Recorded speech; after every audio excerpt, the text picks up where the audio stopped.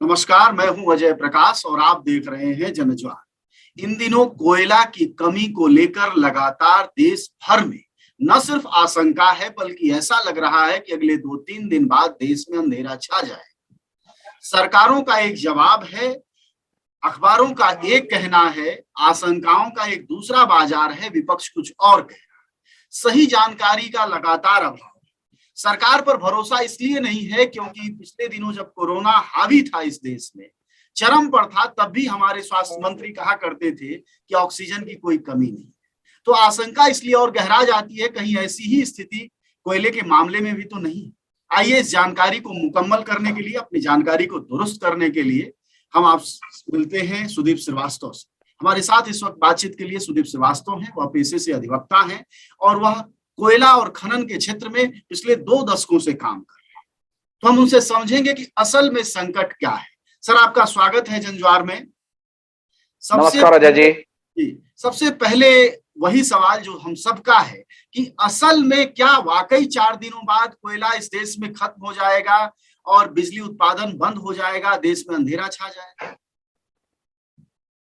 देखिए अजय जी, कोयले का स्टॉक पावर प्लांट पे और कोयले का स्टॉक कोयले खदान पे, ये दो एकदम अलग अलग चीजें हैं।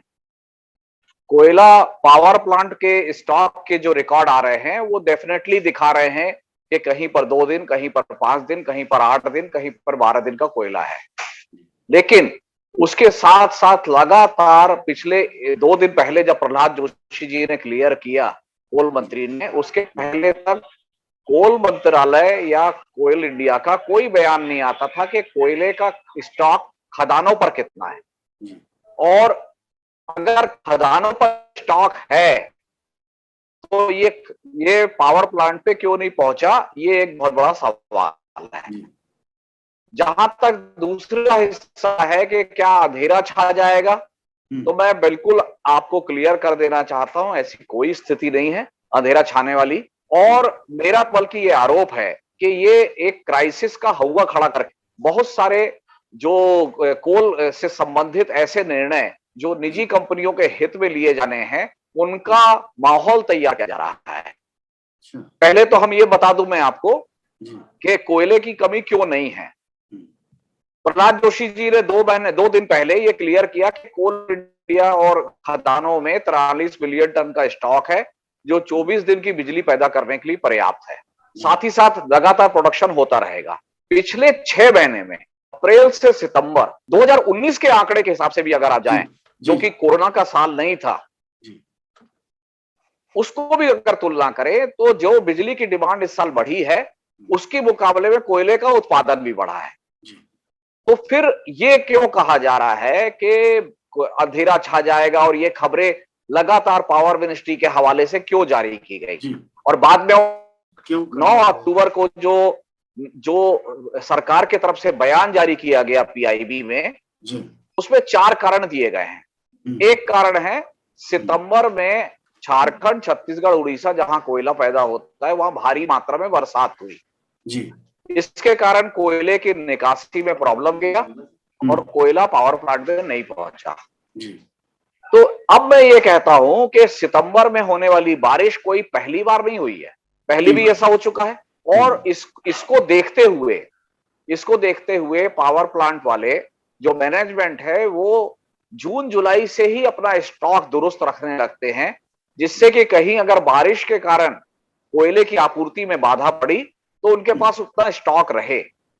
इस साल पावर प्लांट ने वो स्टॉक बिल्ड क्यों नहीं किया, इसका कोई जवाब नहीं आ रहा है। पहले इसका एक कारण जो मुझे समझ में आता है वो ये है कि दूसरी वेव कोविड के बाद ये भविष्यवाणी की गई कि कोविड की तीसरी वेव जुलाई, अगस्त, सितंबर कभी भी आ जाएगी।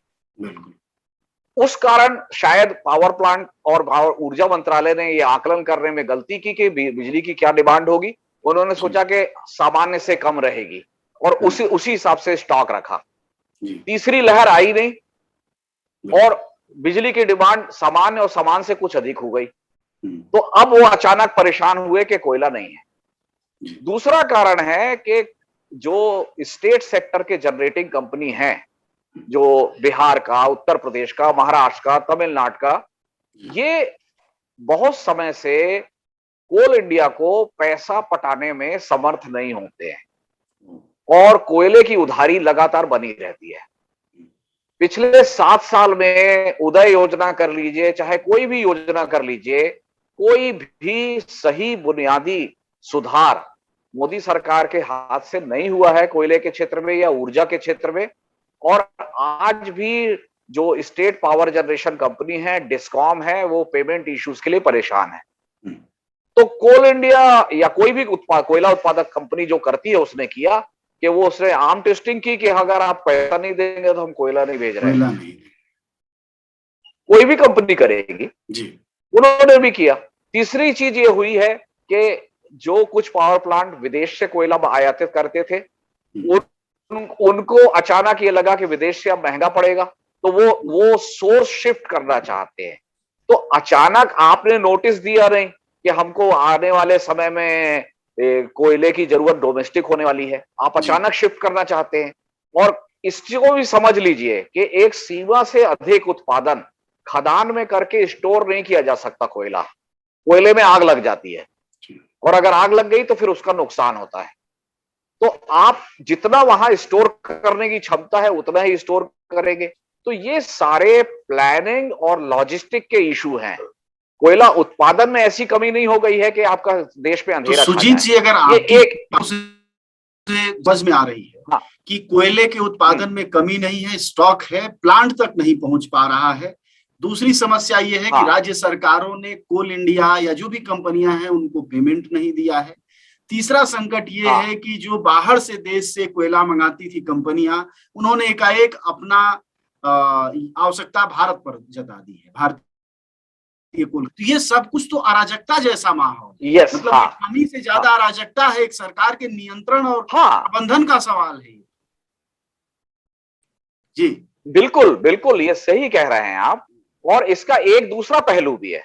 दूसरा पहलू यह है कि भारत में 3,88,000 मेगावाट विद्युत उत्पादन क्षमता के प्लांट लगे हुए हैं। इस 3,88,000 में कोयला आधारित 2,02,000 है, 46,000 हाइडल पावर है, जल विद्युत, और बरसात में सारे बांध भरे हुए हैं। बरसात बांधों से बिजली पैदा करने के लिए पानी उपलब्ध है। 44,000 सोलर पावर है, 39,000 विंड पावर है। अब अगर आप तीनों को जोड़ दे तो 1,29,000 ऐसे रिसोर्स हमारे पास हैं मेगावाट, जिसका कोयले से कोई लेना देना नहीं है। और आपकी पीक डिमांड अभी भी 3,88,000 आपकी स्थापित क्षमता है, आपकी पीक डिमांड अभी भी 2 लाख मेगावाट क्रॉस नहीं हो रही है। 180 190 के आसपास आपकी पीक डिमांड है। तो आपका जो कोयले पर अत्यधिक डिपेंडेंस का जो फॉर्मूला है, जो नीति है, उसमें भी खोट है। 56% क्षमता के प्लांट से हम बिजली की जरूरत जब आती है तो कोयले से 76% बिजली ले रहे हैं, और जो 44% क्षमता है उससे केवल 24% ले रहे हैं। तो ये जो जनरेशन मिक्स बोलते हैं इसको, सेंट्रल इलेक्ट्रिसिटी अथॉरिटी ने खुद पेपर पब्लिश किया है, ऑप्टिमल जनरेशन मिक्स, और कहा है कि ये कोयले पर इतनी निर्भरता को हमको कम करना है और 2029-30 तक दोनों लगभग बराबर आ जाना चाहिए कि 50% कोयले की बिजली और 50% अदर देन कोयले की बिजली। आज ये रेशियो 76-24 है। तो ये सारे मामलों पर जो नियत से और जिस दृढ़ इच्छा शक्ति से बढ़ना चाहिए उसमें हम नहीं बढ़ रहे हैं। उसका एक कारण जो समझ में आता है वह ये है कि एक फिगर आपको बताऊंगा, 37 राज्य सरकार की कंपनियों को कोल ब्लॉक दिए गए अपने पावर के लिए। उस 37 में से 19 का कोयला का ठेका MDO, mine developer operator, Adani enterprises के पास है। कितने परसेंट तो अब आप अगर कोई निजी कंपनी कोयले में बहुत अपना आपदा में अवसर ढूंढ रही है, 37 कंपनियों के कोल ब्लॉक में 19 का ठेका अडानी के पास है, एमडीओ का, और उसके अलावा भी अडानी नए नए कोयले के प्रोजेक्ट पे आगे बढ़ना चाहता है। तो अगर वो कोई कंपनी आपदा में अवसर ढूंढ रही है अगर उसका इंटरेस्ट है कि कोल में सरकार का बना रहे, और आज जो ये मेरा ये कहना है कि ये जो क्राइसिस क्रिएट की गई है, क्यों की गई है, इसलिए कि कोल बीयरिंग एक्ट जो है, जिससे कि सार्वजनिक उपक्रम के लिए जमीन अधिग्रहण होता था, उसी तरीके से प्राइवेट कंपनी चाहती है कि हमका भी, हमारा भी कोल जमीन का अधिग्रहण हो। और ये संशोधन ये मानसून सत्र में लाना चाहते थे, ये उस समय नहीं ला पाए क्योंकि उनको लगा कि किसान विरोधी और आदिवासी विरोधी कहलाएंगे। ये एक्ट इतना ड्रैकोनियन है कि इसमें बिना मुआवजा तय हुए, बंटना तो दूर की बात है, बिना मुआवजा तय हुए जमीन कंपनी के नाम चली जाती है। और उसके बाद फिर फेट एकम्प्ली सिचुएशन है कि अब तो जो पैसा मिलेगा वो आपको लेना पड़ेगा और जमीन खाली करनी पड़ेगी। तो सुदीप जी थोड़े में ऐसा और साफ कर दें, थोड़ा जनता भी समझना चाहेगी, दर्शक भी समझना चाहेंगे कि ये जो क्राइसिस जिसको आप कहते हैं क्रिएट की गई है, और ये जो प्राइवेट ठेका है, जो नया संशोधन है, इसका आपसी तालमेल बहुत साफ सामान्य समाज को क्यों नहीं दिखाई दे रहा है? देखिए बहुत साफ है, बहुत साफ है। मोदी सरकार ये संशोधन कि निजी कंपनियां बिना मुआवजा बांटे या बिना मुआवजा तय हुए कोल बीयरिंग एक्ट एक्विजिशन के प्रोसीजर से जमीन अधिग्रहण कर लें, ये करना तो चाहती है लेकिन ऐसा करते हुए दिखना नहीं चाहती, क्योंकि वो फार्मर कत्ल भी करना है और मुजरिम भी नहीं बनना है। हाँ, और फार्मर और ट्राइबल विरोधी दिखना नहीं चाहती। तो वो देश में ये माहौल खड़ा कर रही है कि हमको कोयले की जरूरत है, कमी है। मतलब ऐसी स्थिति आ जाए कि हम ये संशोधन किसी निजी कंपनी के लिए नहीं, किसी उनके हित के लिए नहीं, बल्कि अंडर कंपल्शन ला रहे हैं। और अगर मैं इनकी भाषा में कहूं तो हम राष्ट्र हित में ये संशोधन ला रहे हैं, और राष्ट्र हित में हम आदिवासी और किसानों का बलिदान चाहते हैं, और आपको करना है। कोई भी आदमी इसका विरोध ना कर सके, इस संशोधन का, इन चीजों का कोई विरोध ना कर सके, ये माहौल बनाया जा रहा है जिसको बोलते हैं ना अंग्रेजी में टीना फैक्टर। लेकिन देखिए कि कांग्रेस भी क्या इस खेल को, जो मुख्य विपक्षी पार्टी है इस देश की, क्या वो नहीं समझ पा रही है? लगातार उसके ट्वीट अलग अलग हैंडल से आ रहे हैं और क्राइसिस को ही वो सवाल बना रही है, जबकि जो बात आप कह रहे हैं वो ज्यादा जरूरी है विपक्ष के लिए और उसे उठाना चाहिए। क्या सुन पा रहे हैं आप मुझे? देखिए कांग्रेस, मैं सुन पा रहा हूं। कांग्रेस का तो ऐसा है, मैं आपको छत्तीसगढ़ का उदाहरण बताता हूं। छत्तीसगढ़ में राजस्थान विद्युत मंडल के खदान की माइनिंग अडानी कर रहे हैं, और समझौते की शर्तें ऐसी हैं कि अडानी से राजस्थान अपना ही कोयला अडानी से खरीद रहा है, और वो भी कोल इंडिया से महंगे दर पर। इसको हमने सुप्रीम कोर्ट में चैलेंज किया हुआ है, सुप्रीम कोर्ट में पेंडिंग है ये, कि राजस्थान अपनी ही खदान का कोयला अपने ठेकेदार से खरीद रहा है और वो भी महंगे दर पर।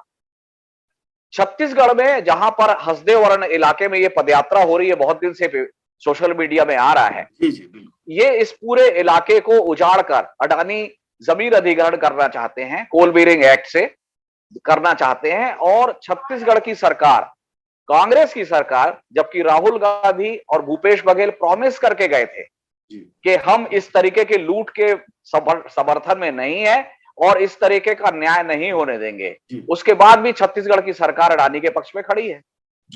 तो ये जो दोमुही नीति है, आप विपक्ष की भूमिका भी निभाना चाहते हैं और साथ ही साथ उद्योगपति को नाराज भी नहीं करना चाहते हैं, तो ऐसा नहीं चल सकता।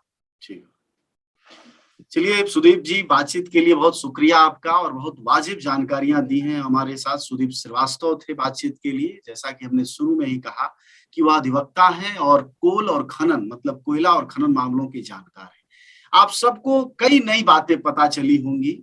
इस बातचीत में वो धूम धड़ाका साए सू तो नहीं होगा, लेकिन सही जानकारी के लिए बहुत जरूरी होता है कि थोड़ा प्रयत्न करिए और सुनिएगा सुदीप श्रीवास्तव को, तो आपको अंदाजा होगा कि असल में कोयले का संकट नहीं है, संकट कुछ और है, दिखाया कुछ और जा रहा है, सरकार कुछ और चाहती है, और विपक्ष की जो भूमिका है, चूंकि उस दोमुही तलवार, दोमुही धार पर है, ऐसे में उसको सही सवाल भी नहीं उठा पा रही है। उदाहरण के तौर पर छत्तीसगढ़ का जिक्र किया सुदीप जी ने। तो उम्मीद करते हैं कि हमारे पाठक इस कोयला के संकट को बहुत ढंग से समझ पाएंगे और देश में सही सवाल उठ पाएगा कि अगर कत्ल ही करना है, अगर जमीन अधिग्रहण ही करना है आदिवासियों और किसानों का, तो डंके की चोट पर किया जाना चाहिए। वैसे भी मोदी जी के मित्र हैं, ऐतराज भी किसे हो सकता है, कर भी कोई क्या सकता है, लेकिन कम से कम इस रूप में दिखाई तो दे कि असल में सवाल क्या है। धन्यवाद आपका बातचीत। धन्यवाद।